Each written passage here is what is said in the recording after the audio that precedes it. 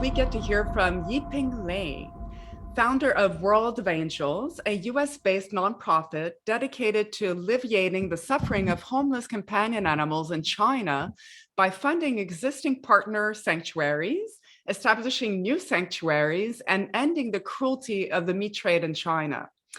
The World of Angels Foundation exists to inspire a world of angels to end the dog crisis in China through cultural education, sanctuary building, and supporting the efforts of individual grassroots animal rights activists in China.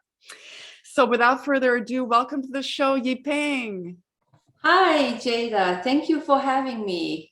Oh, well, thank you for accepting my invitation. I was so grateful when Nina of Lady Freethinker referred you to me, because I always like to have the opportunity to speak to native Chinese about this issue, because you have a lot of insight to share with us. And I'm sure our viewers at home are also very grateful for this opportunity. And so we're going to talk about the work that you've been doing, how you got started with World of Angels today. But before we dive into our conversation, I always like to have a little bit of a background note on our guests. And so if you wouldn't mind letting us know, were you born and raised in China, or were you born and raised in America from Chinese parents? Yeah, I was born and raised in China, and I came here in my early 20s for college. So by now, I've spent majority of my life in the US. Yes, yes. Yeah.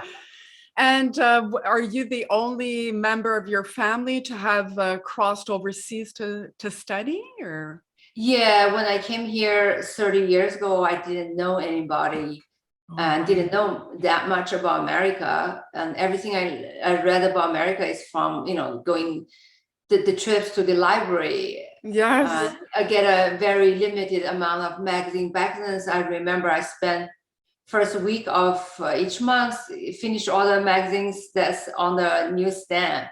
And that's very limited information about America that I know that I came 30 years ago. So I feel like I am as much an American as much as a Chinese as well. Yeah. Absolutely. And is your family still in China? They all came after I had my son some 30 years ago. My parents came, and then 10 years ago, my brother's family came. So my immediate families, They're all in America. Wow, yes. Wonderful. Yeah. So they came 30 years ago. So they've been in America for 30 years, or? My parents been here for almost 30 years. Wow. Then my brother's family being here for 10 years. And can I ask, which was your field of study? What brought you to America to study? My major is international business. Oh, wow. Yeah. Before I came, I worked like 3 years in a joint venture company with Britain. And so I had that window to the world, and I feel like I want to see more and learn more about the world. Wow, that's wonderful. And so I guess what was America must have changed over the 30 years that you've been living there. What was your initial impression, and how has it changed? Oh, wow. Initial impression was a little bit scary, I guess. It's a little bit. Because that was in the early 80s, and China just opened its door, and everything is new, like foreign music, literature, film. First time in my life, as a teenager, I get to expose to all these form of art and learn about different way of living. It's first time, eye-opening. Wow. So It must have been. During my research about going to college, I got so sold on just by the school brochure that there's blue sky, green grass, people dressed in very colorful clothing. In the 80s, yeah. Yeah. The kind of image just, made such an impression. I was like, feel like people are so comfortable, free, and nice to each other. So I feel like I have to go there and see. Oh, that's great. So Yeah, was America a friendly place to come to? Were people very, nice and very. warm? Okay, Yes, that's yes. good. Back then, you know, you can only communicate with people at home from writing, and it takes 2 weeks to get home. Ah, yes, And that's true. I came with $3,000. That's all I will ever have. And Wow. so after I paid the rent, I paid the school tuition. I think I only have like 2, 3 months worth of money to live on, and I have to find a job and support myself from that point on.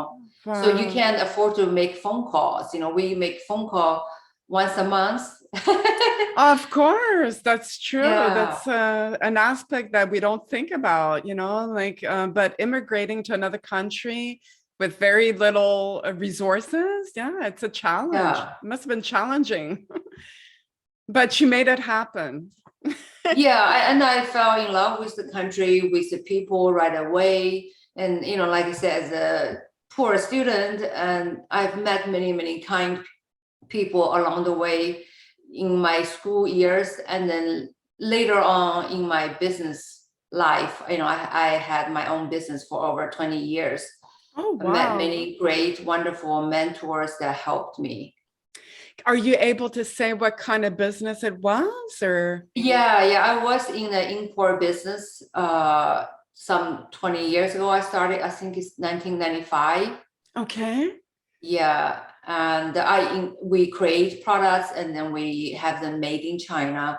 We import them into the States. Oh, so you use your business acumen and know-how to do Yeah. this trade. Okay, that's great. And so I guess the first question that comes to mind is Mm, you started this foundation, World of Angels, and I love the name. It's very inspiring. thank you. And I'm wondering what led you, like, what would you say, when was your first, your passion for animals, when did it develop? Did you have it as a child or did it come No. later on in life? Yeah, so when I was growing up in China, it was Cultural Revolution time. Life is below the bare necessity. We don't have enough food to eat and all that. Yes. So there's no such a thing as pets. No. Yeah, and then I mean, I remember in our neighborhood we have birds. Okay. Yeah, you see birds. So as far as animal, we have chicken because people have them so they have eggs. Right. Yeah. Like But backyard that, chickens. right. Yes. So Yeah. I really have never seen dogs in our city. Wow. It's just not existing, but in the rural area, it does exist. And Mhm. so in my elementary school time, once a year, we may have a field trip to the farm and that take us all day to travel there. And then I remember prior to our departure, our parents will tell us the story about the dogs, how horrible they are, that Oh, you wow. need to be very careful, stay away from them. But if they come at you, stop, don't try to run. Oh, And yes, like don't, a bear, like the kind of warning you would get from a bear, like don't move. yeah, yeah, they're extremely dangerous, you know. And don't touch, don't grab their tail because that, you know, that will provoke them. Yes. So it's like a very scary animal to Yeah. us. That's all I knew. And so when I came to the States in my early 20s, I stayed with an American family. And then they don't have dogs, but when we visit their parents, they have a little poodle, and I'd be terrified. And then they would have to put the dogs away in a different room. Yes. Yes. It's that terrifying to me. And it's still true to a lot of people today in China. Yeah. They Yeah. just don't have the history, right, of sharing their homes Yeah. with animals, with dogs and cats Mhm. primarily. And I heard it before from other guests that, it's new. It's a new phenomenon in China to have a pet. Like it's Mhm. fairly new. And we're going to talk about that a little bit later on. And so your passion for animals really kind of developed in your adult life. I can imagine. Not As a, until 10 years ago. 10 years ago. I oh, lived here for wow. 30 some years. So 10 Wow. years ago, my niece Lisa adopted a golden poodle, and he is so adorable. She named him Simba. He looks just Oh, like Simba. oh, wow. And so it's first time in my life I have an animal up close and personal to me, 724, because we live together. Wow. And I was absolutely mesmerized by him. And he opened up my eyes to animal, and I discovered Wow. a world. And ever since then, I always see animals. And in America, I enjoy them. You know, if it's neighbors' dogs, and I would play and all that. But I still, make my business trip to China once or twice a year. And that's when I see dogs or cats on the street, and no one seemed to do anything to help them. Yeah. And then sometimes I see handicapped dogs in really terrible shape. So I did try to help during those trips, try to find someone I know that could take the dog. I did a couple of adoption that way, but then it just made me wonder, is there a shelter in the city? And No. so I didn't find that. But then each year when I go back, my goal gets more clear. Like this trip, let's find if there's a shelter, if we can visit a shelter, that sort of thing. Wow. And but then one day when I was doing also research in America, see if I can help. So I stumbled upon this social media platform, and then I discovered the whole rescue world in China. Oh, wow. Yeah, it does Yeah. open your eyes, doesn't it? I can relate to your story a little bit because although I became vegan a long time ago, over 30 years ago. And it was because I saw footage of a slaughterhouse. It was a cow slaughterhouse. And it was just, my friend was a member, her sister was a member of PETA, People for Mm. the Ethical Treatment of Yeah, no, Animals. but yeah. And back then, I mean, we're talking before the internet, right? There was no internet. And so I saw this tape, this VHS tape, and I couldn't, it was very shocking. And so that's why I stopped eating animals. But I was not an animal lover. Like I saw something that shocked me and I wanted to not contribute. But I was never an animal lover per se. And it's really when I adopted my first cat, Mm. I guess that was like over 11 years ago. And he changed my life. I, like you, when you see an animal and you live in the same, house as the animal, you really start to discover how amazing they are. Mhm. And I saw that my cat was very healing, very therapeutic to me, calmed me down, made me realize, that, whenever I would raise my voice, for example, he wouldn't feel good. And so it made me stop like raising my voice, being calmer, being more compassionate. And my love for animals just, blossomed from that point on. I went on Mhm. to adopt another cat, and now I have my eyes set on adopting a survivor of the, China dog meat trade. Oh. And I will make that dream come true. I know. Maybe my circumstances are not ideal right now because I work full time, and I feel like if you adopt a survivor, you need to be very available, at least Mhm. for the first few months. But it will happen one day. But like you, yeah, I was never an animal lover until, in my adult life, not that long ago. So I can very much relate. And so I guess with your business, seeing that you were doing import business, from China, it would have you travel there and you started to discover, like you mentioned, the issues Mhm. of dogs in China. And you call it on your website, you call it a dog crisis. And I think that's a good word for it because we'll go through all the issues, but there's many elements that make China not such a friendly place for dogs. There's a lot of strains. There's the dog meat trade, and then there's also puppy mills and all that sort of thing. So we'll definitely delve into that a little bit further.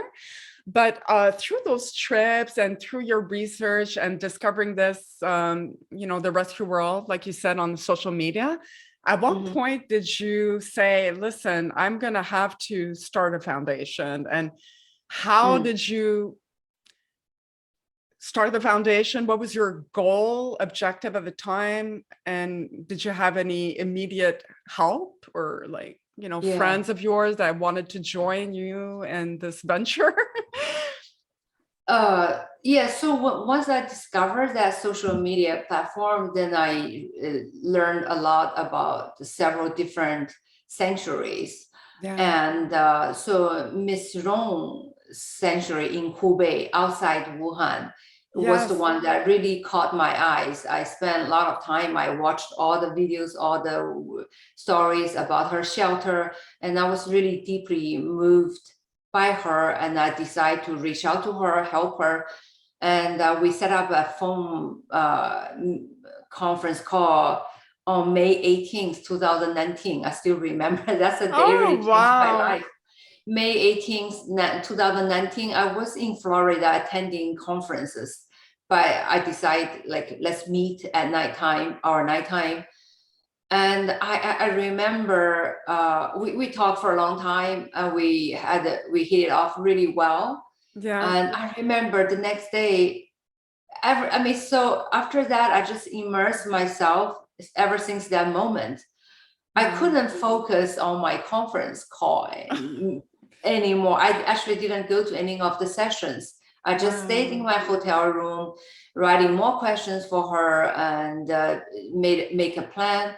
But my original thought was simple, just to help her, see what her needs are. So I was thinking more on a personal level. Yeah. And so right off the way, that was in the middle of May.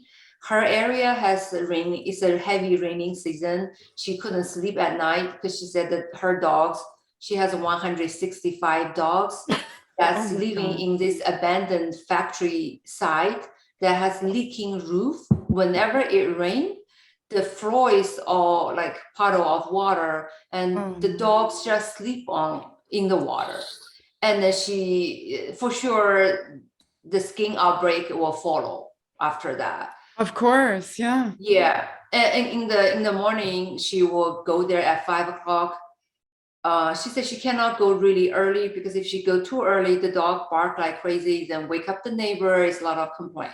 So, Yes. and then she will scoop the water with a bowl and out of the room, because there's no way to have the water out of each dog's room. And so right away she told me, if you can get some those raised platform made of plastic Yeah. bed for them, they can sleep, like it's like a 5 inch At away. least, yeah, to get them away from the water because, Yes. yeah. So that's what I did. And then she told me the kibbles she's been getting is donated by supporters, but they don't know better. So they buy the kibble that's not safe. She has Mm. issues with that. So we bought the kibble. And then at the time she worked as a nurse at her family clinic. So she could only come to work at the shelter from 2 to 7 o'clock every day, every day. And she didn't have money. She has some public support plus her own money, but it's only $700 for 165 dogs. So it's like, I think $4 a month per Wow. dog. And this is very common in China like that. Yeah. I've even have cases like $1 per dog per month. That's the fun they have. I know. I Yeah, heard. Yeah, it's yeah. And then challenging.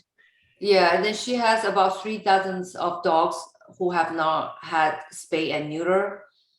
So we send them Mm. to the vet right away. So those are the help. And then she worked part-time there, but then she has another lady work part-time there because she didn't have money to hire her full-time. Oh, So we wow. say, okay, why don't you change her from part-time to full-time and then maybe find more helpers? So that's what we started. But then she also, even at the first meeting, she told me that they already got a moving notice from the government. They want to rebuild the area, so they need to move in 30 days. So she need to find a place in 30 days, which is really, really hard because usually landlord don't want to rent to a dog place. Yeah, that's right. Yeah. Yeah. Yeah. And then also you need to find a place that's far away from residential area, so it's Yes. not creating problem. So, but she is so bright, she's so smart, she's so determined, and she's a very small, petite woman. Yeah. And so then that's a bigger bite than I imagined, because it costs a lot of money to build a place. But I told her we'll face it together. I'll help her. Wow. So I said, you go, I'll find the place, but I'll find the money. Wow. Okay. Yeah. And at that point, you didn't really have the foundation set up. You were just I like helping didn't. her out of the goodness of your heart from your Yeah. pocket. And so at that point, when you offered to help her buy a place, was that when you started the foundation and you said, okay, I have to raise money, I have to be a registered charity? Yeah, I think we registered late July 2019. So it's like 2 months later. Yes. Oh, wow. Yeah. So I guess at first I thought it'd be a simple job for me, make some donation, help her buy this and that, and that's it. But then I realized she needs so much help because she's like a kennel worker there when she is there. But at the same time, she needs to manage her social media accounts. Yeah. She needs to deal with the donors and supporters, thank them, and communicate with them, send them videos, and then she needs to go rescue the whole place. Think she is the place who taking all the dogs that needs help. So they will call her, and she'll go and capture the dogs. And then she's a nurse. She come back here. Not only she need to help feeding and cleaning, but she also have about 24 of handicapped dogs that they constantly need her help to clean because they are incontinent dogs. Yes, yes. Yeah, and then also the floor is such a rough concrete floor, so rough for these dogs. When they crawl, they damage their legs. So she always have to wrap it up. It's just a very impossible situation. Yeah, but she's such a tough woman. She's only 5 feet tall, but she never think about giving up, never. So yeah, so I started to help her. And then back then I have staff based in China for my for-profit business. Okay, so I have right. Our staff to help her do research, say what kind of that equipment we need to buy, help her pay bills, help her make purchases. We do all we can, anything that doesn't require us to be there. Yeah. And then at the same time, you asked me if I have a friend help me. My co-founder, Molly, she's my best friend. Molly Wang. Yeah. Molly Wang is the co-founder. Yes. And was she your friend to begin with, and she decided to partner up with you, or? Yeah, she's decided to help me, and we say, we need to make a plan to China. Once Rome find a good site, we need to be there. We'll do planning, but she and I don't know anything about construction. But fortunately, her father is an architect. Okay. So he said he'll visit with us and he'll help us to nail down the plan. Wow, her father's an architect. Yeah. Yes. That's lucky. Yeah. Wow. So in early July, Miss Rome found a location, and then we flew over right away. Wow. Okay, you were able to fly because that was pre-pandemic, although 2019. Yes. Oh, right before. Yeah. And so, yes, let's talk a little bit about your team, because they're all fantastic people like you. And so I do want to highlight what they do for you. So Molly Wang is the co-founder, and she was your friend to begin with. She's very, she does everything that you do, I guess. She helps, Yeah, she is very, very smart, and has great managerial skills. So we have a lot more volunteers now, both in US and also in China. And, to be honest, we're so busy with our work in China. Our website content is very outdated. I built it 2 years ago. Things has changed so much. No, well, a lot has happened since last couple of years. And is Molly based in the US as well? And she just San Diego. Okay. San Diego. And she is also a businesswoman, entrepreneur. And so are you still keeping up with your for-profit business while you're doing World of Angels? Are you able to do both? I sold my business last year. Well, it's 2020. In December 2020, I sold my business. Like I said, when I started May 18th, it kind of changed me instantly, that moment, that I was so immersed in this rescue work. I just can't work on my own business anymore. Well, at first I was pretending in my office, like, I try not to let my staff know that I'm actually working on rescue work. Like I told myself at first, okay, check your phone after 3 p.m. because that's when China wake up. Don't check phone. But then pretty soon, like, gosh, people stay up late in China. They stay up till 3 a.m. So we're still in conversations throughout the day. Oh, wow. And then I need to do a lot of research work online. And I think after a month, I don't bother to hide that. It's impossible. It's so time consuming what you're doing that I don't see how anyone could possibly do both, like I have a full-time job and just doing this little podcast is very time consuming. And I have a glimpse of what it takes to make it in this rescue world because it's so much work. I mean, there's so many things, so many aspects to deal with that, it's a full-time job for sure. And then some, like you need a team. You can't just do this alone. And so I don't know if you could tell us a little bit more about Ding Tang and Michelle May. Okay. Yeah. So Ding was the key person on the ground, even though she's in different city. We all work remotely from each other. But my business, I lived a digital nomad lifestyle for many years for my business. So I'm very comfortable working with a group of people from different countries even. Oh, yes. Yeah. So Ding does everything, admin, management, support to help Rome. Take the load off her, and then also during construction time, to make all sort of purchase material and everything. We all have to research, and she was very, very helpful, and then also monitor the budget, documentation, and everything. And later on, she also learned how to make videos. Oh, wow. And so, she planned for the social media calendar and everything. And Michelle would write the content for the website and also the social media. Yeah, Michelle May. And what I noticed about her, and I put it in bold, she's a yogi and she's a vegan. Vegan. Oh, yes. And I said yogi because I've been practicing yoga for at least 12, 13 years.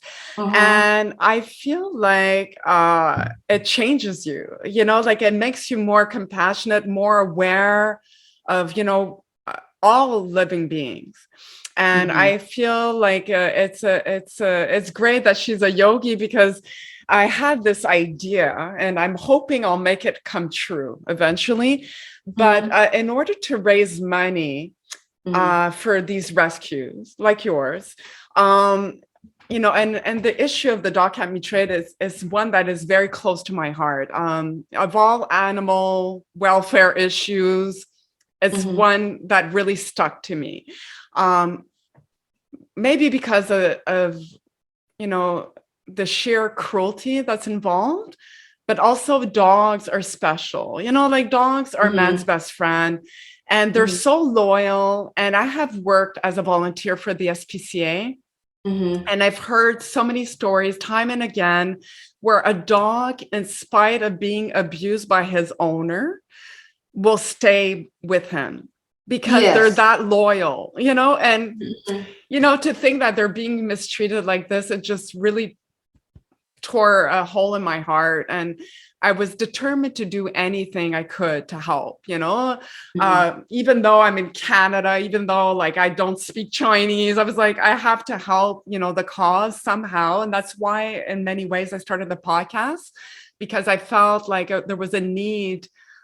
First of all, there was no podcast on the dog cat meat trade. I was very surprised because there's a podcast on almost every subject. And I felt there was a need to clarify what the issues are. Like, why is this happening in this day and age? It's not because people are poor that they're eating dogs. I need to clarify, the reason why it's still happening.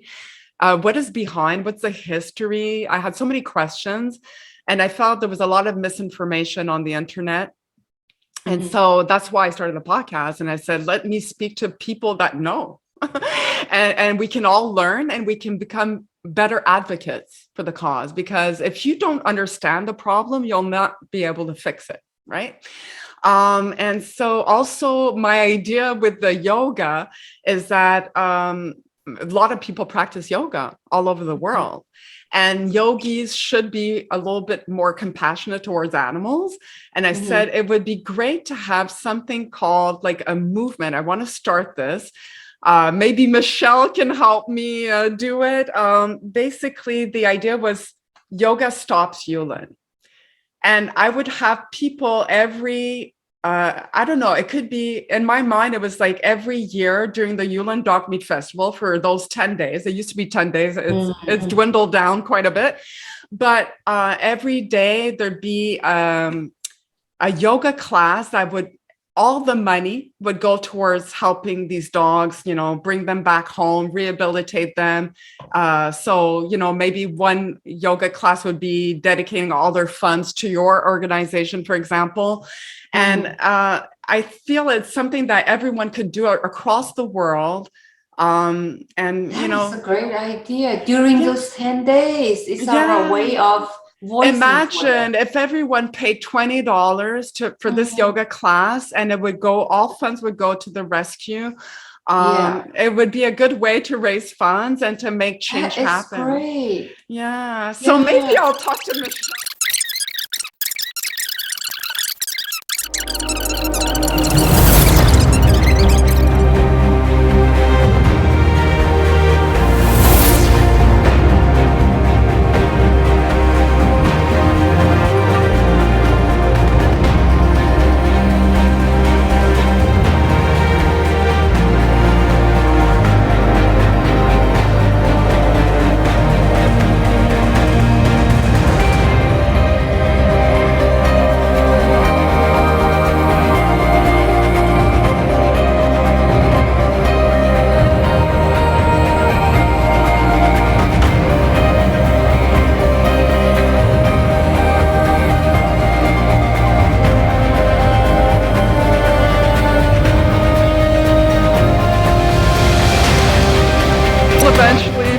Try to make it happen. I've also spoken to, I don't know if you're familiar with Dr.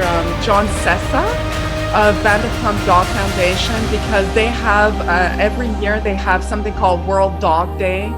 And they have a yoga. He said we could do yoga during that day and raise funds that way. So anyways, eventually I'll make that is a great idea. Yeah, I bring the awareness, and then we raise awareness as well. Yeah. Like we definitely should take time to explore this possibility. Oh, right. I love it. We can do it in China too. Yeah. Oh my God. Yes. That's because the idea. I'm against the radical, extreme way of fighting this. Yes. Because you want to appear to be, you are for the government. You are not against the government. But by you doing this, you are speaking, say, we choose to. The good people. Yeah. Yeah. It's a positive. It's positive. Helpful. Yeah. Yes. It's a positive way of doing it, of making change happen, using something as like yoga is supposed to be the practice of peace and love and compassion. And so I Yeah. figure it should come together, like We should do it internationally. Yes, okay. So I now want to turn our conversation to, I guess, the various aspects that you are focusing your work in China, because I know that you work at rescue and adoption, of course. And you've mentioned on your website, and imagine it's still the case, that you adopt locally, right? Yes. Okay. And how does that work? Are you able, because you're not really necessarily in China, but you're able to make sure that that dog is going to be safe? How do you screen? How do you screen your adopters? Yeah. We are, adoption in China is very, very laborious. And then it's limited, and as you know, like dogs over 35 centimeter shoulder height are not allowed. And also the people that likes this dog, the biggest group is the young under 40-year-old women, from 25 to 40-year-old women these days. They usually like a little dog, like a little poodle, like toy dog, small, small. So they don't really like a bigger dog. So what we do is, like, the dogs that we saved from puppy mills, usually they were en route to slaughterhouse because they overbreed or they're too old, they're sick, so they want to get rid of them. And we saved them. And then we knew, like, among them, a lot of corgis, beautiful dogs, and we can get them adopted in China. So we focus our adoption group on these kind of purebred, young and cute. Yes, that's right. But still, where it's laborious. Like, for example, right now we have a schnauzer that we rescued in September. He has skin problem. We got him all fixed up, nursed back to health, but we put his information on the platform, and there are like about 30 people interested right away. We still haven't found a doctor for him yet, because it's okay that you only like purebred, but we need to also know, why do you want to have an animal? The very few questions I told my volunteer people usually ask is that, can he sleep in your bed? Can he get on your couch? Usually that kind of question shed some light, like, what's the intention? What's the intention? So, and then we would visit their home first. Like, at the interview, we screen them first. We talk a little bit on the phone, then we schedule a home visit. We visit home, check out if there are any issue for safety issues. And then in China, it's only in China, it's even okay, you ask them a copy of their deed if they own the apartment. Because you're afraid sometimes people moved away, you lost contact with them. Yes, that's true. Yeah, so a lot of times, well, we have to go with our instinct. It's not clear cut. If you don't own this apartment, we cannot. No, it's not like that. But you need to make sure that there's stability. Yes. And then the kind of question you ask is kind of different from here. They will say, what kind of kibble will you feed your dog? That's also another way to see if you be willing to spend money on the dog if they get sick, right?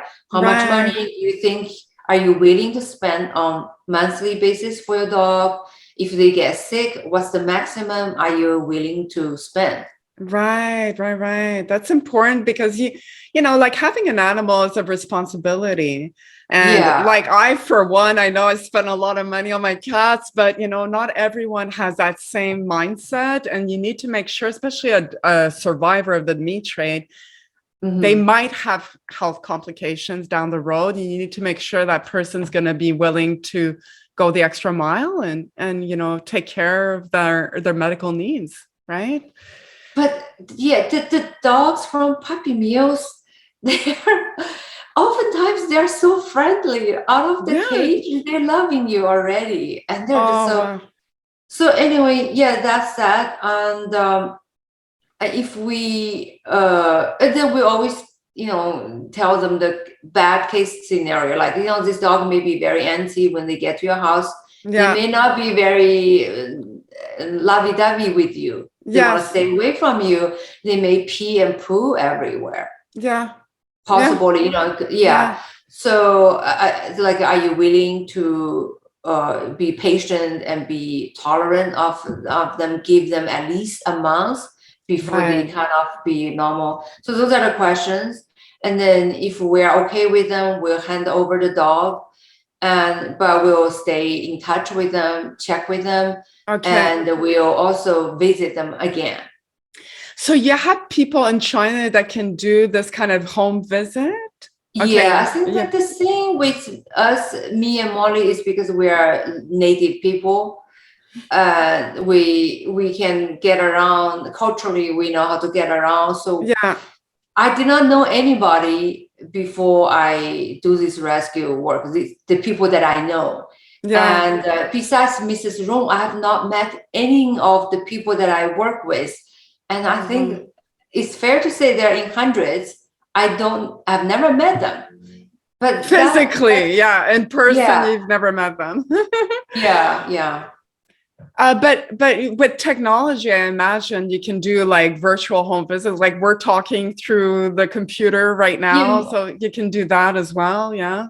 Yeah, our local volunteers, they do that because Beijing, we focus our job in Beijing because our shelter, one of it is in Beijing, 3 of it is outside Beijing in Hebei province. So, but Beijing is so big and the traffic is so bad. It usually for you to go another district to visit somebody, it takes almost majority of your day, and people have jobs. So a lot of things are done online. Yes. Yeah, you have no choice. Thank God for technology. And so I don't think you mentioned, but where were you born? Like, were you born in Beijing or were you born in another part? I was born in Nanjing. It's the old capital of China. Yeah, Nanjing. Yes. Okay. Yeah, I had someone by the name of Sheena Gao. She is actually from Nanjing, China. You know her? I listened to that podcast. You did? I did. I remember. I'm from Nanjing. I was like, well, I'm from there too. Yes, and she's great. She's a great advocate for the cause. And she came here, I think, like you, in her 20s. And she's been, she goes back sometimes, to China to help support some of these sanctuaries. So when you said Nanjing, I said, I know that. And so you mentioned that you have established at this point, you have established your own sanctuary in Beijing? Yeah, one of them in Beijing. Okay, and is that your main sanctuary and the other ones are in Hubei? So no, these are country homes we rent from the villagers. They're just like houses here. And so we have one time we have over 260 dogs. And some of them, they're in foster homes because they are special need dog or something. So we have 200 in our own hands. So we divide them up about 50 in each houses. So we have 4 houses. Oh, wow. Okay. And so it's homes, like residential homes. Yeah, we try to give them like as close to a home life as possible. They roam free. They're not locked up in a cage. Right. And we have living couples with them 7/24. Then we have a staff to dog ratio is like 1 to 18, no more than 18, 1 to 18 dogs. Right. And then we want to keep it at a level that they can actually take care of the dogs. Right. And then such ratio is unheard of in China. Typically, it's 1 people to over 100. I have even had a lady I heard even. I've heard like 5 people. 246. I know. 3,000-4,000 dogs, 5 people. Yeah. And so with that comes along like a lot of issues because there's no way anyone could help like that many dogs, give them the attention they need. And so you do adopt out in the US, we should say. If anyone's interested, they can go on your website. I think, do you list the dogs that are up for adoption on your website or? Yeah, I have not, because right now CDC has a ban on importation of dogs to US, so I've never done that. But we are aiming for Canada. We have 28 dogs. We have 28 dogs that flew to Vancouver in late November last year. Oh, wow. In Canada, and you work with a rescue partner in Vancouver? We have two rescue partners. One is Embrace a Discarded Animal Society. Yes, I know Leslie. Yes, I know her. Yeah, she's wonderful. Yeah. And the other partner, is it Loved at Last? It's a Rescue Friends Animal Foundation in Calgary. Oh, Rescue Friends Animal Foundation. I haven't heard of them, but I will definitely look them up. And so they helped you coordinate the flights from China to Canada, and they're in charge of adopting them out, or they already have homes? They are in charge of, they get them adopted. Oh, wow. And then I flew to Canada before the dog's arrival. Because we've had these dogs for over a year, and I saw them every day on my phone from video. Every day I see them, I know them very well. So finally, I get to touch them, kiss them, hug them, and say goodbye to them, and send them to, see them being adopted into happy families. It's so rewarding. Absolutely. It validates all the work that you do. That's the happy ending you want. And 30 dogs who were rescued from dire situations in China were greeted by their new owners. CTV's Ben Nesbitt was at the airport tonight following this story for us. Joining us live in our newsroom, Ben, a very happy day for both the dogs and their families tonight. Yeah, Norma, this was all months in the making. It's a very complicated and expensive process to get these 34 dogs here. And even once they landed, their new owners had to wait for almost 5 hours. But obviously, in the end, the wait was well worth it. Yeah, make sure if we At last, families from across BC were able to meet their new pets for the very first time tonight at around 9:30 p.m. They waited hours at the airport after the dogs were stuck in customs. Organizers of the rescue group World of Angels say if these dogs had not been flown to BC, they would have endured a terrible fate in China. Some of them were slated for the dog meat trade. This is video of the infamous dog meat festival that activists have been sounding the alarm about for years. The footage is quite graphic, and we've decided not to air all of the images for our viewers. But tonight, families at YVR say they are just happy to give these dogs a second chance. It's better to save a dog's life than really just having a new dog that's just been born. Yeah, adopt, not shop. There's so many animals that need homes, and we really wanted to be a part of that. Seeing them on the phone screen every single day, from near death to coming to life to this moment of happily ever after, is very rewarding. The rescue group says besides the meat trade, some of these dogs were found on the streets or were in puppy mills. Families paid roughly $900 per dog, and the organization covered the expense of the flight, which we were told was about $2,000 per animal. Also, you also do spay and neuter programs, I believe, in China. Yes, because I know so many individual rescuers in China. We call them community feeders because they are the animal heroes that they go out to feed these dogs and cats. Yes. Every single day, rain or shine, every single day. Wow. And some of them are in charge of over 100 cats in the whole neighborhood. Oh my God. Okay. It's like 100. And then they have learned a painful lesson.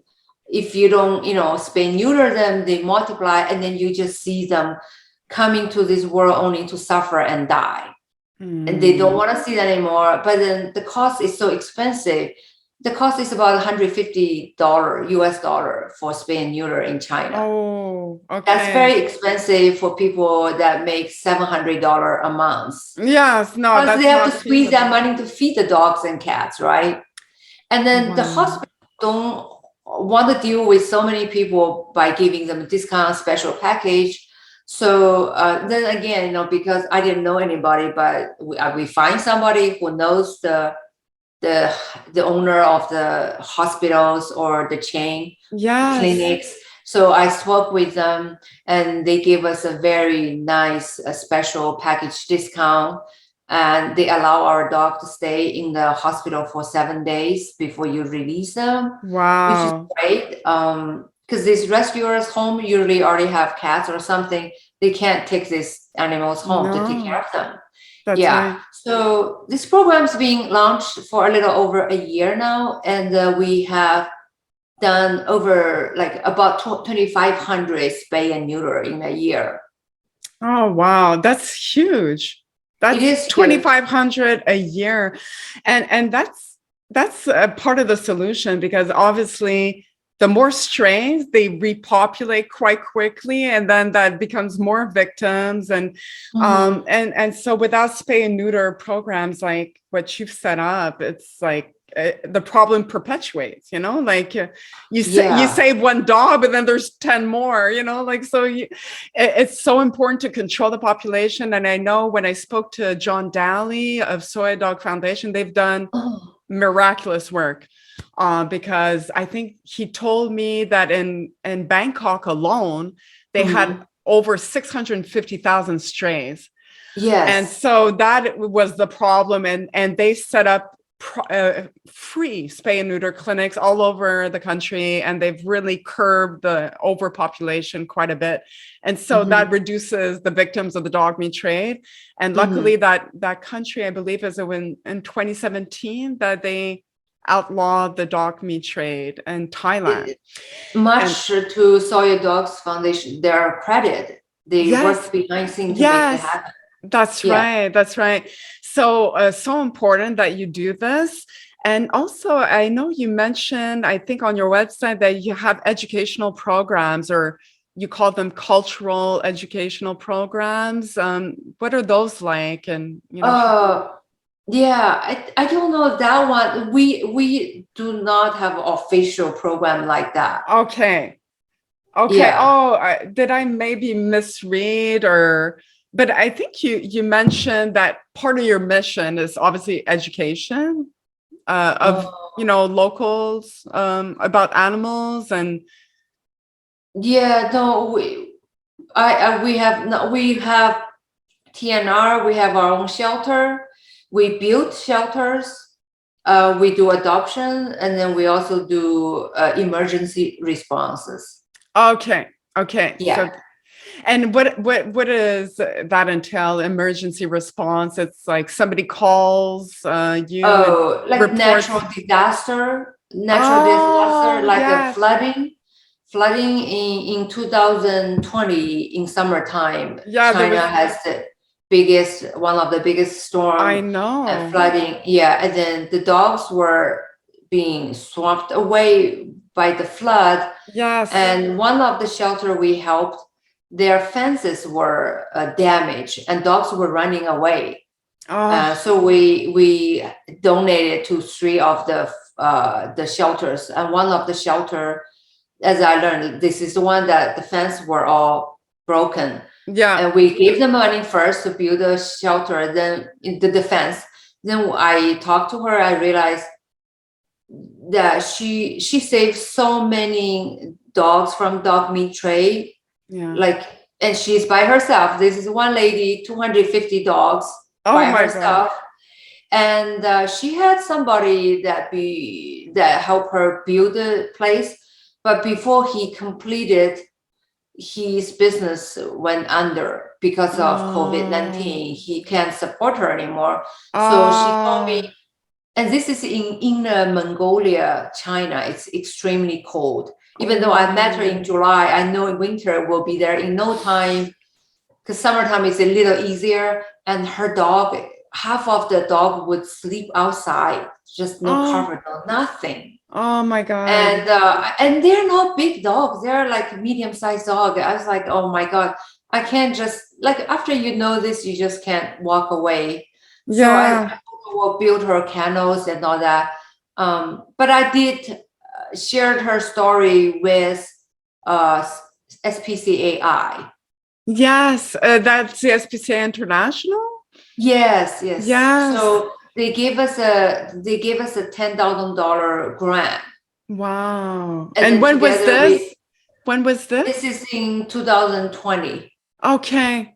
There was a big flood at that point, and there was one again in 2021, I believe. And well, every year. Yeah, every year. Last 2 years being historic.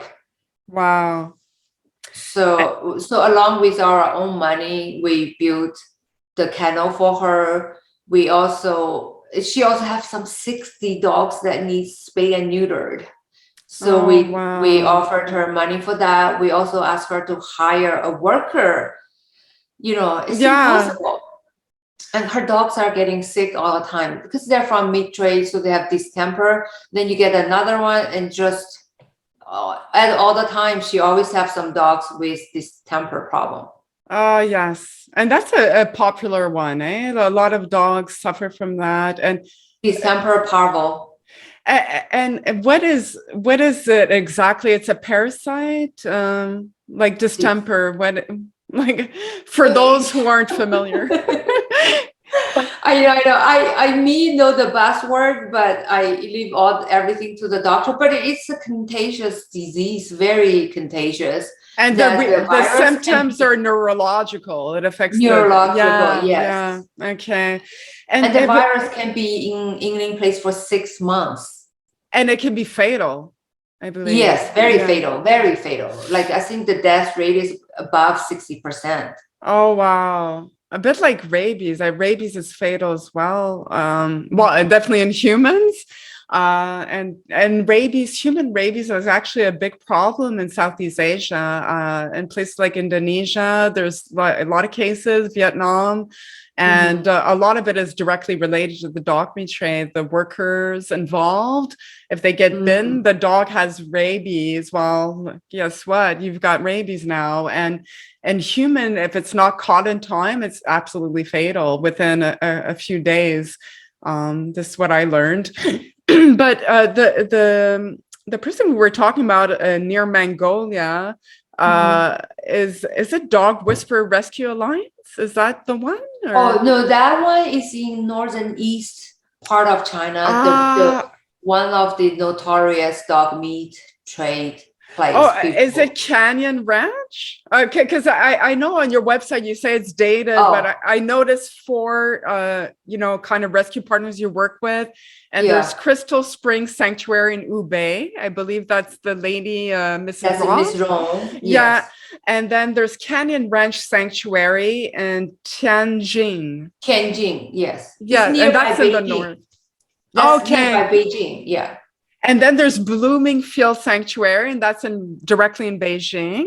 Yes. Is that the one that you now have established as your main sanctuary in Beijing? Oh no, that was then when I started. I didn't have my own shelter. I was helping them. Oh, okay. And so now you have your own shelter. Yeah. And then there's Dog Whisperer Rescue Alliance that's in Liaoning. Jieling, I think. They're in the notorious province that they have dog meat trade. People eat dog meat. Yes. It's a tradition because they're next to Korea. They're nearby Korea. Yeah, I heard from my conversation, especially with Dr. Lee, Peter J. Lee, he said that, obviously the trade happens a little bit everywhere, but it's predominantly either in the south and, Yulin, Guangxi province, Guangdong. And then in the north, there's 3 provinces that he mentioned that are very big dog meat consumption, so. And so we have, so you're basically you work, you have your sanctuary in Beijing, and then you work and you help other people in Hubei province, and then a little bit in the north. Is that kind of? Yeah, I did. And also a little bit in the middle. So Yeah, no, a little. Well, Hubei is in the middle. That's central China, because we all heard, obviously with Wuhan and the pandemic, so people got to learn about this place in China, central China. So you still, I mean, barring the pandemic, I mean, before the pandemic, and obviously you started your rescue right before the pandemic, but you don't need to necessarily travel back and forth to China to do the work that you do, because you've established connections, you have your partners in China, so there's no need for you. You can do a lot of the work from here in the US. Yeah. Okay, that's good. And so I asked you about the regions in China where you work the most in. So it's a little bit the north, central, and do you have any partners in the south of China? No, I don't actually. No. Yeah. But, and let's talk about the Yulin Dog Meat Festival, because that's how I learned about the cause, the dog cat meat trade. It was through, obviously the images that went viral on the internet. But you make it clear on your website that Yulin is 365 days a year. It's not just like a once a year festival. And so in terms of the dog cat meat trade, and being, born and raised in China, what do you believe is the history of dog meat in China? Like, do you have an idea of when it started, how it started? What is the history a little bit? There isn't that much information about the history. No. No, but I just know that it always existed. Yeah. And in the northeast part, because it's adjacent to Korea, so it's the cultural, traditional influence. Yes. And I also think, like I mentioned, this shelter we helped in Inner Mongolia. I was really surprised, like majority of her dogs are rescued from restaurant, in front of the restaurant, when she find out, someone got this dog, they're gonna slaughter them, or from the dog meat tray, the truck. Yes. And so I was surprised that the people in her region eat dog meat. So that, I did some checking with, our animal activists in China. I asked them, why do you think people eat dog meat? Yeah.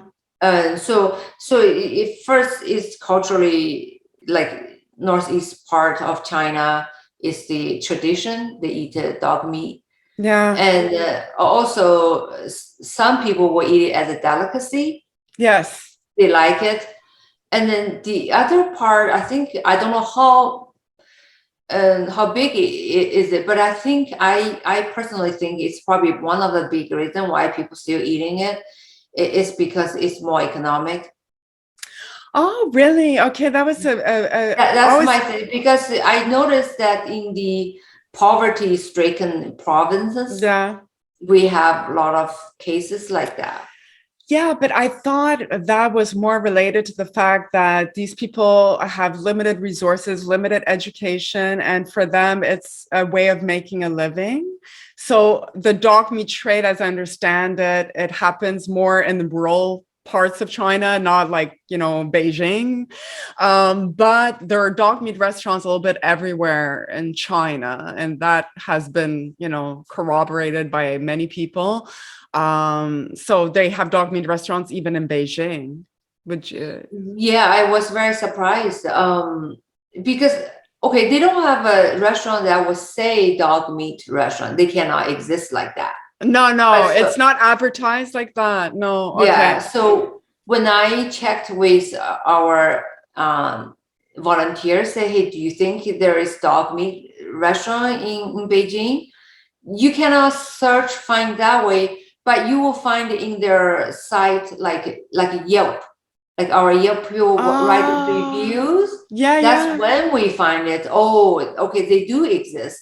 It's one of the dish. It's one of the dish. Wow. Okay. And so people will say this dish, how delicious and everything. Yeah. So it's not like it's from the review section of yes, because you can't. It's not going to be written dog meat restaurant. It's not advertised. It's not like you search dog meat restaurant. It's on the menu. People's it's on the review. Yeah. And then they are all Korean restaurant. Oh yes. Yes. Well, Korea, we all know they have a large dog meat industry. And so that's why I guess it's very popular in the north, because they're right across from Korea. And so there's an influence obviously there. But it's interesting that you say it's more economical, because I always made a point of telling my foreigners friends here, like, they don't eat dog meat because they have nothing else to eat. Like the poor people, I feel they eat more like rice and vegetables. They eat more vegan like me, because meat is expensive in any country, I believe. It's more of a luxury, if you will. And so, except, I would say in Western countries, it's been so subsidized that meat is a little bit cheaper. But would you say that in China, dog meat is more expensive than chicken or other more traditional meats?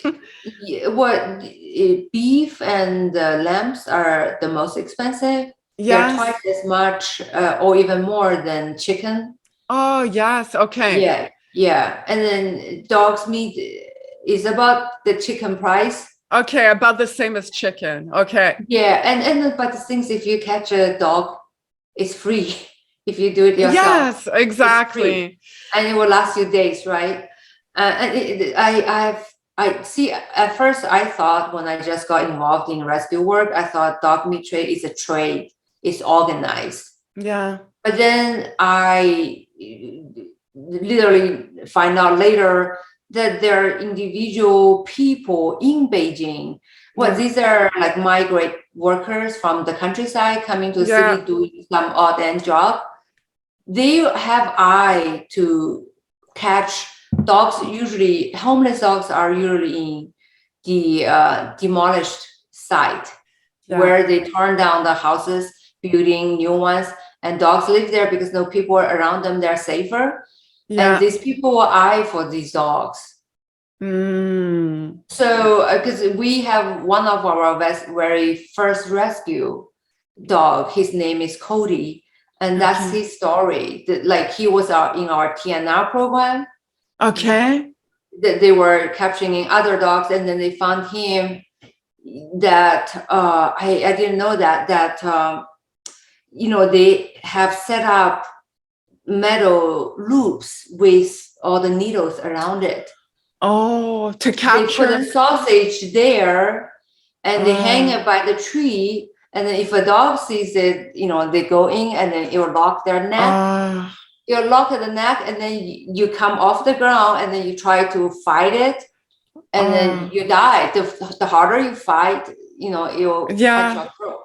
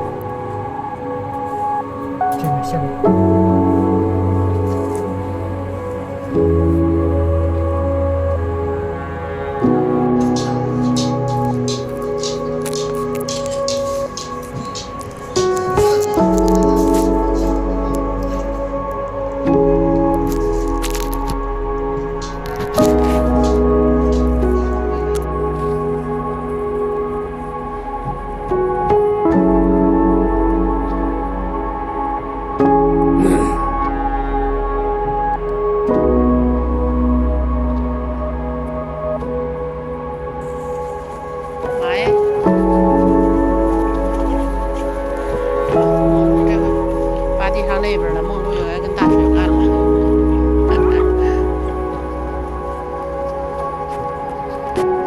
哎，柯迪，这蹲着等着干啥呢？他这一蹲，嘛呀你这是啊？你想睡觉了？刚才都合上眼了，蹲着待着。哎呀，喝又要喝，想发疯了，发了一圈疯回来没了。是啊，你这会儿挺好的，走的路也挺顺的，他也占地儿也没事儿。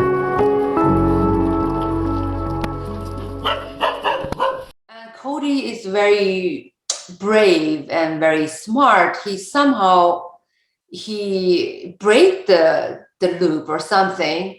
Oh, And wow. he ran away, but then our people saw him knowing he's in danger. He need to go to hospital, but he was so afraid of people. It took 3 days to capture him. Takes 3 days, but all these 3 days he's suffering from that. Oh my God. And he survived. He survived. He survived. He got to the hospital. He only have like, a couple of millimeter tissue left, and before they cut the big vein. And but he was so traumatized by that experience. So it's been a year now. He is still not. You can still not grab him. You can barely touch him. He stay away from you. Is he in America now? He's in our shelter. In Beijing? In Beijing, and he was all bone. He was a big dog, but he was so skeletal. But now he's very handsome. He looks very healthy, but he just don't trust people yet. And if we can get him socialized reasonably, that he's comfortable with people, we definitely will get him to America. I would love to adopt him. Oh my God. A story like that, you just feel like you want to give that dog the life that he always deserved. And oh my God, I'm trying not to get emotional, but yeah, that's.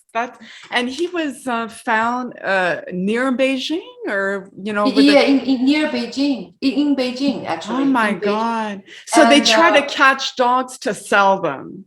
No, to eat it themselves. Oh, okay. Personal consumption. Okay. Yes. You know what? I will tell you something, because that's, something I wanted to talk about briefly, because I believe you're aware, in 2018, they passed a law in the US that makes it illegal to consume dogs and cats. And this is something we wanted to do in Canada, where I live. And we started a petition. We got like over 150,000 signatures, but we're hitting a wall every time, because the government says, well, this is not a problem. Nobody eats dogs and cats here. So, we're not going to put a lot of effort in this, because, passing a law, it sounds easy, but it takes a lot of resources and time and, effort. And I'm like, yes, but that means that a lot of dogs are consumed here on Canadian soil. And, like dogs, cats, you can kill your pet. There's no legal ramifications. So, and if I choose, I can eat my cat. And if somebody watches me, calls the police, there's nothing they can do. It's not illegal. And so that's why I was so happy when we heard in 2020, they had the city of Shenzhen first, and then Zhuhai quickly followed. They enacted a ban on both the sale and consumption of dogs and cats. That was effective May 1st, 2020. And then in September of that year, they had the city of Leishi pass a similar law. And so that's why it's so important not just to ban the sale of dog meat, but the consumption, because, that means anyone. So surprised that part of it. Yeah, exactly. So hopefully we'll get the law passed in Canada. But do you feel that's a good strategy as foreigners? Because as foreigners, we're always struggling to find out, how can we help? Like, how can we put an end to this? And it's hard to negotiate, especially with a country like China. But I think that law was passed because when they were talking to the government in China, they asked them point blank, is it illegal in your country? And at that point, they could not say yes. They said no. And so that's why they wanted to pass the law, so that they could say, okay, we invite all countries, all developed nations to ban the dog cat meat trade, because, you know, companion animals should be off the menu, at least, you know, like let's establish that. And how do you feel about that law? Like, do you feel that it's a good idea to have every country adopt such a law, so that when we try to negotiate with countries where there's a prevalent dog cat meat trade, we have a leg to stand on because it's illegal in our country? Do you believe that's a good strategy, or? Yeah, but I don't know how important it is to help China. Yeah, you don't. I mean, a lot of my guests said you'll never see a nationwide ban in China. It's going to be province. Yeah, it's going to be like that, eh? It's going to be province by province. It is going, because I think it's the imbalance of development in every way between different levels of district in China, cities or province. It varies so much. Yes. Yeah. And I think in China right now, Western influence is a negative word. Yeah, it's a delicate word. Yeah. Yeah. So if you say, oh, you know, all those advanced countries have this law to ban dog meat and cat meat as consumption, that may make them more want to be different. Yeah. Oh, yeah. China is unique. We shouldn't be influenced by so-called other you know, cultures. Yeah. I totally understand, and I understand it, frankly, because let's not police what goes on in China. Like, who are we to say what should be happening in China? And it has to come from the people, ultimately, the people living there. And I think you're making a big difference, because you're showing us a picture of China that's compassionate. And there are amazing people in China. And that's why it's so important that we don't generalize our opinion of a country based on a few acts, because it's important to also mention that it's like 10% of the population in China that consumes dog meat regularly, right? It's not a standard. It's a big number, because it's 1.4 billion people. Yes. So 10% is 140 million. Well, that's why it gives rise to about 10 million dogs being slaughtered and 4 million cats a year. But it's important to also understand that this is not like Dr. Peter J. Lee says that dog meat it's never been part of traditional food staples in China. Right. He said, you'd open the fridge, you'd see eggs, you'd see some rice, you'd see some pork, maybe some fish, but that dog meat was never really part of Chinese traditional food.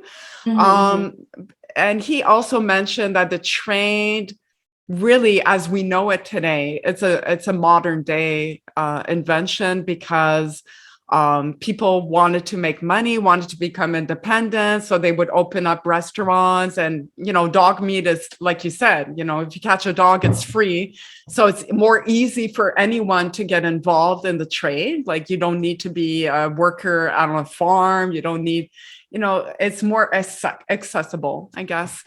And so it's just important to clarify that it's not like most of the people in China do not eat dog meat. So, but it's not a mainstream thing. No, it's not a mainstream thing. But like you said, it still gives rise to big numbers. So we obviously want to try to make a difference. And if I could ask you, while I'm on the subject, are you hopeful that we will see the end of this dog cat meat trade, not just in China, but in general? Like, it happens a little bit everywhere, right? In Southeast Asia, it happens in parts of, Africa and parts of India. Do you believe one day we will see the end of this trade? Yes, I believe that, and I also ask our volunteers. They are very positive about that. And who do you And ask? You ask your partners? my volunteers. Oh, your volunteers in China. Yeah, because they are local, and sometimes their life is like a hell for animal lovers living in that environment. And it's hopeless sometimes. Yeah. But when you ask them this question, they still say, yeah, we are hopeful it will end. And these days it is tougher. It's getting tougher for the dog meat traders to do the business. Yeah, it's getting tougher. Yes, because the social media is very powerful. And if you have a truck passing on some highway, and because someone take a video of it, and then right away the whole social media light up. I'm talking about in the rescue community part. People just work together day and night, track it down. Wow. And the local volunteers will show up, and they show up at it's very dangerous. Sometimes they can get into physical fight. Yes. And then they'll try to get the local government involved. The result is different. Sometimes I see, like, more often now these days, a big truck got intercepted, and it gets successfully released, and the animal group people get to taking these dogs. Well, also, it's important while I have you on the show, this is so important for me to talk about, the pet ownership. You mentioned it before, that a dog taller than 35 centimeters at the shoulder height is not legal technically in urban cities, right? So we find more bigger dog breeds in rural areas, but they're often considered more like a guard dog. They're not necessarily house pets. Can you talk about the history of pet ownership in China? Because I don't think it's been very long, right? Yeah, it's like it's a thing started in 90s. In the 90s. Yeah. Prior to that, like, I left China in 87, and nobody I know have a dog, and we don't see dogs and cats in the city. And why was that? Because the Communist Party did not want people to spend their resources and money on a pet, because they were struggling financially, economically. We as people, we didn't have enough food to eat when I was growing up, not until I was 17. Oh my God. So and so, like, having to take care of a dog and feed the dog, and also it's seen as a bourgeoisie lifestyle. Yes, very much. Well, you should just love your country for big things, not for, like, you shouldn't love and put resources on things like that important. And culturally, the Chinese word for animal is literally translated like moving objects. I know, I heard that true. So pets did not exist, but then the younger generation grew up with Disney, Hollywood movies, animals and dogs and all that. Like, my volunteers, they told me they've watched all the dog movies from Hollywood. Oh, yes. I'm a sucker for that too. So they grew up like that, influenced, and then their children grew up like that, being influenced. So they fancy to have a pet, and because of that, it went like wildfire. That the demand went up overnight, and then the breeders sees great opportunity for making good money. So they start to do that, and then it's a backyard operation. They don't do it properly, and no immunization on all that, sanitary and everything. They breed it as cheap as possible. And so that create a lot of problems, because it's called weak. It's just called weak puppy. Week-old puppies. And why do you call it week-old puppies? It's because these dogs weren't breed properly, and they were overbred. And no good nutrition. They feed them like cornmeal. So they die. And then they don't give them immunization to save money. And then they will give them shots to perk them up to go to the event, the market. So the dogs are very excited and all that.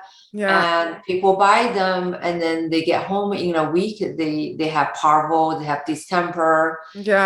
So, and people will abandon them. Instead of treat them. And then also because the demand at first is high, but then the supply went up way above the demand. And that's why the last 2 years I was surprised. You see these puppy mills going out of business all the time. And then they try to make some last bit of money from their investment by selling these dogs to dog slaughterhouse. That's right, because, you know, whatever is considered unfit for adoption, or well, adoption sale, I guess we'll call it what it is. It's a sale of a dog. It's not an adoption per se. They will sell to the dog meat traders, butchers, you know, just anything to make money. I mean, that's the goal. And so that's part of what you call the dog crisis in China. You call it, there's no humane population control, like we mentioned before. There's no spay neuter programs that are funded by the government. There's rapid urbanization in China. And that's something you mentioned when we talk about the challenges that sanctuaries face. And on your website, it's very clear. You paint the picture. It's, you know, if a sanctuary is set up in a kind of an abandoned place, a building of some kind, and then China moves in and wants to urbanize that area, well, you know, that sanctuary has to leave, and they're forced out. And, you know, with hundreds of dogs, sometimes maybe thousands, you can understand how bleak the picture is. And there's another part of the dog crisis. It's obviously the thriving dog meat trade, the lack of education and public sensitization of animal sentience. And that's why, you know, I don't know, I had a podcast with Jill Robinson of Animals Asia, and I know how important it was for them to start these programs where they visit school children with dogs and try to show them that dogs, you're not to be afraid of dogs, like you were afraid as a young girl of dogs. It's try to make them understand that dogs are just, you know, your friend. You know, they're very kind. If you're kind to them, they're going to be kind to you. And they also have a program where they visit hospitals, you know, with patients. So they're therapy dogs, you know. And so that's important. Slowly it's changing.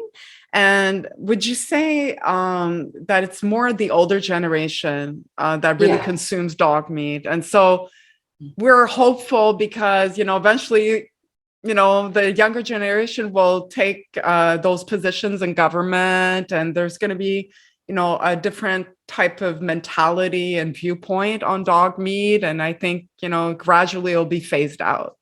Is that something you would agree? Yeah, I think culturally, more and more people, just like me, you know, when you had your first dog, you fell in love with it, then you have passion for dogs, all the dogs, and also other animals, and then that no one desire to eat pet anymore. That's it. It's like you don't want to eat your family member, right? Yeah. So that's going to come. It's going to take some time, but, you know, like anything that's been outlawed through history, like slavery, it takes time, you know, and we often want the solution that's like the instant solution, but we have to be patient and, you know, and applaud the progress that's being made, because it's so important as an animal rights activist that we, you know, take a moment to appreciate the victories that we do have. And, you know, we've had some great victories in China in 2020. 3 big cities outlawed the trade. That's victory. And do you have any other stories to share that would bring optimism to us, you know, in China? You know, people, whether it's people you talk to that you feel like there's a shift, you know, like in the mentality of people towards companion animals. Do you feel? Yeah. I mean, like in progressive city, modern cities like Beijing and that I know a lot that do my rescue work, Yeah. you find so many people from all walks of life Yeah. that care so much about animals, and they put their life online Yeah. and made huge personal sacrifice to save dogs, and Yeah. they are influencing people around them. You Yeah. know, like our TNR program, you know, we have 27 hospitals and clinics that we work with, and then people are in that business, not necessarily they love the animals, but they're in that business. Yeah. But through the action of our animal heroes, they see how much they do for these animals. They take note and they were moved by that, and Yeah. they want to help. You know, some will make some donations, and some will provide, like some vets would help shelters. Wow. Go to shelters, do spay and neuter, or do immunization, or give some supplies. Yeah. So things like that nature is happening again and again. I think we as an organization, we've been getting donations for air conditions, home appliance for our shelters, like refrigerator, freezer, from this #1 home appliance in China. The brand is called Meidi. And this is the second time. They've done this 2 years in a row. And then this past summer, they even sent a film crew to our shelter to tell our story to their audience. Oh, wow. Who are the customers, right? Their customers. And their customers' feedback was extremely good. Oh, wow. That's great. So that is a good, happy, a good circle. Absolutely. That's super So I think positive. like it's very meaningful, right? Not only we get a donation, we get help, but they see that it's a positive thing that they do, and that it's well received by their customers. That's so good. And like in general, like, would you say that the booming pet industry, because it is booming, right? Yeah. Is that overall a positive for, animals in China? Or because I know there's the other side of the coin is that there's a lot of breeders, that are doing it, for profit and maybe not the best circumstances, but overall, is it a good thing that, more and more people are embracing the idea of having a pet at home? Do you think that's a good... I've seen people say they want to have a pet because they have aging parents that can use some company, or their children maybe seeing movies, they saw dog and cats are cute, they want to have them, or they just want to have, or a lot of single Korean women. These are the best animal activists for the future. Yes. They have the heart, they have financial means, and they want to give back. Yeah, exactly. So these are like, we have a lady, she's in her early 30s, and she works for this company called Xiaomi. This is the #7 iPhone maker in the world. She's eyeing for their pet product manager title. She's working toward that, but she loves animals. She adopted 2 dogs from us. One of the dogs is 8-year-old. Usually people just want dogs like under 2-year-old. Yeah. So she wants this dog at 8. I was really surprised. And then she saw us trying to get another poodle adopted. She said, I want my dog, the first one, have company. So she has 2 of them now. Yeah. And then her company, she said, after them begging the managers again and again, they allowed their couple of employees to bring in their rescue dogs to the office. Yes. So these 2 dogs and 1 cat become permanent employee in their headquarters. Cool. And the founder, they're on New York Exchange, they're a big company, public company. The founder of the company, when this happened, he made a post on his social media, like a Twitter version. Wow. It's called Weibo in China. He said, "Let me introduce you my new colleagues," and that. So that was, and then again, they set up social media account for these dogs and cats. Yeah. Because there's so many people care about this, what's their whereabouts today. Yeah. And all these dogs are testing our new product. So it worked for them and it worked for the animals, and stories like Wow. that, it just give you hope. Absolutely. Life will change. What's the name of the company? It's okay, I'll spell that for you. XIAOMI. Xiaomi. Xiaomi. Yeah, it's like a little millet. Oh, wow. And they Yeah. trade on the New York Stock Exchange. I always said that, when I found out about this cause, I wanted to help. And, part of me was like, oh, I wish I could quit my job and do this full time. And then the other part of me is like, no, Jay, keep your job, make as much money as you can so you can actually help the cause, because it takes, money and funding to help, these survivors and, rescue organizations like yours. So we all have a role to play. And you dedicated your, later years in life to this rescue organization. But what I can do is support you, through, donations. And, so I will definitely post all the links to your website. And, eventually it will be updated. We'll just, a warning out there that it's not up to date. And after the pandemic is over and once the CDC ban lifts, you'll probably end up putting, maybe photos of the dogs that are up for adoption that, people can go and apply and, adopt a survivor, because I always say we have the wealth, we have the resources here in North America. We have the space, and more importantly, we have animal welfare laws. So it's important that we, take the lead on this and adopt these survivors, because not only do they become ambassadors for the cause and they spread awareness wherever you go, you can say, this is my dog, he's a survivor of the meat trade. And people learn about it, because a lot of people still ignore the issue, like they're not aware. And I live in Montreal, and I was shocked that a lot of people of my core workers don't know that there's a dog cat meat trade. So it's a good way to spread awareness and, also to help, because, organizations can't keep rescuing dogs if they don't have an outlet, right? So you need to adopt them out, and so you can rescue more, right? So. And what, I guess, fine, we're gonna have to wrap things up because I'm already exceeded our time limit.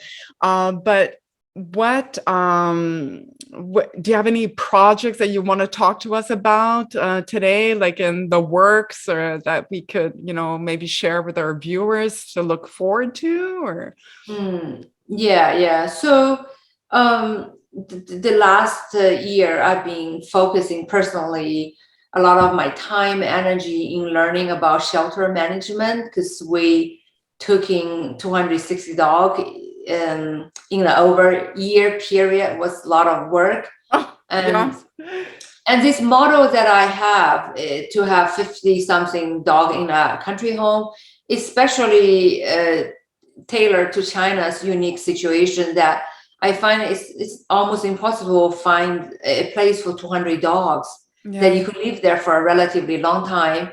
And plus you have to spend, because no one can tell you how long you can stay in this place.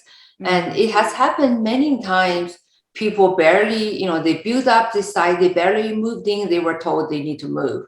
They haven't not even lived in this place. They already spent the money. So because of that, I decided I don't want a place that I have to spend a lot of money to begin with, and then find out in a year you have to move. So that's why these country homes is a good solution. And also with a low staff to dog ratio, we can give quality care to our dogs. So because of that, we are regarded by other people, we're the best shelter in China. They didn't know such shelter existed in China, that we make homemade food for them, so it's safe and nutritious, and dogs love them. And then we have a acre big playground for them to roam free. Wow. And they get groomed once a month. And I mean, many dogs in China never get groomed for their life. Wow. That's So amazing. so unexpectedly things, turn a different directions. So that I would have a lot of rescuers contact me saying, can you board my dog? So we're getting like every day you have people say, but I don't have space for it because right now, because of pandemic, we can't fly that many dogs out. So it's giving me idea that we can find a sustainable way to do our rescue work by providing a good service, a much needed good service for the other rescuers. So I'm very excited about that. And also, we are working with a local upcoming rescue group. It's called Meet the Pets. It's an organization by a group of young people, very talented, highly educated people, young. Okay. And they have 300 some volunteers. Big.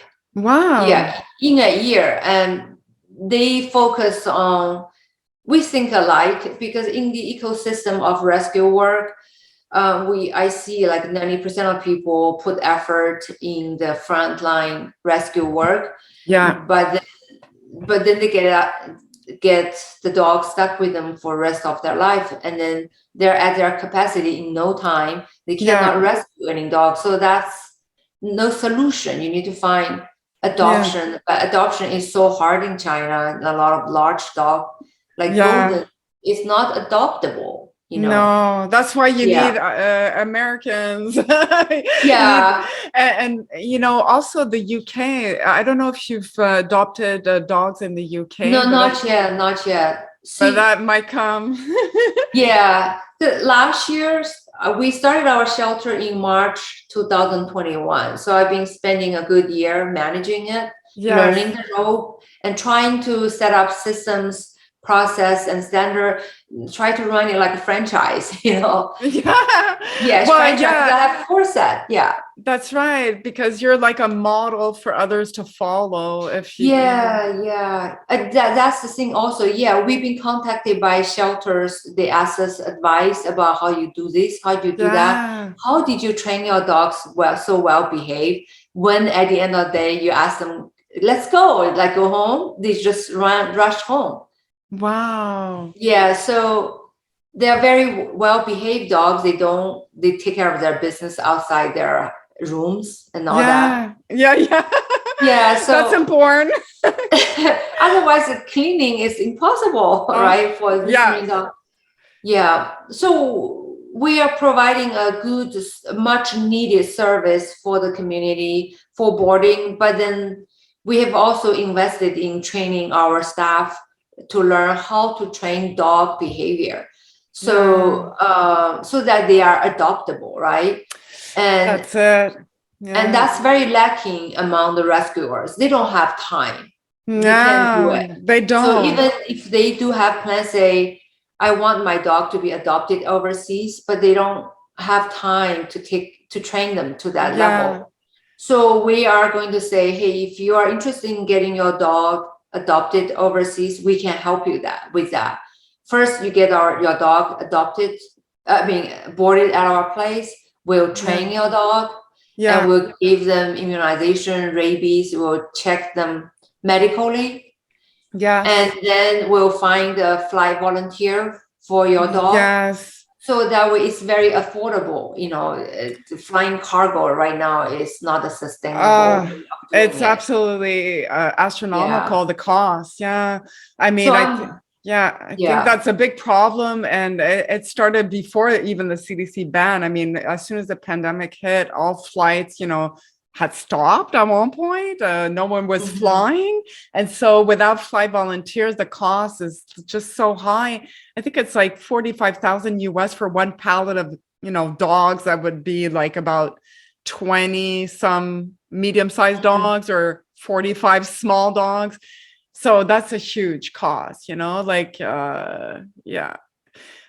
flight volunteers, what's great is I always felt like if a student, because we have a lot of students, that travel Yes. back and forth, if they could take a couple of dogs, because you can take a couple of dogs and, like organize like kind of a program where people could apply and say, okay, I'm going to be traveling during these times, and then you can coordinate, So that's something. Yeah, but that takes a lot of underground promotion. Yes. And I think partner with Meet the Pets is the best. They have 300 some volunteers. They're all young. Wow. They have families, friends that's traveling to foreign countries or going to Canada, US for school. So they can help us that, and then we'll do the overseas part, working with. And is it called Meet Your Pet? Meet the Pets. Meet the Pet. And who started that? Like a group of young, students? They're in the high-tech companies. They started this young couple. Oh, wow. Yeah, that's why I'm saying the hope. I feel hopeful because young people like that, they are very smart. They are different from the traditional rescuers that older, like over 50-year-old. They just go out to rescue one today, rescue another one tomorrow. Yeah. They work on their own, Wow. And their goal is to, what did they do exactly? They have a focus on helping people, shelters or rescuers for adoption. So they have both online and offline events. Oh, wow. Okay. So when I approached her, I said, maybe you can add another department for overseas adoption, because a lot of dogs are not adoptable in China. She was very, very excited. Oh, wow. Are they on the internet? Do they have a website or? They don't have a website, but they are very active on Chinese social media. Yeah, that's it. Yeah, it's not common. They usually don't have website. No, that's social media, right? Interactive streaming style social media, yeah. Wow. So you've given us a lot of hope. So I'm so grateful for your time today. Honestly, Yiping, you've been so generous. And I guess we'll invite our viewers to go visit your website, visit your social media page, because I believe you are on Facebook as well. Are you? Yes. Yeah, you have a page on Instagram, probably. Instagram also. Yeah, so I'm going to put all the links, and I invite people to go and visit and support your work, because honestly, you just started this and you're already making such headway and such impact, so impactful in such a short time and during the most challenging years.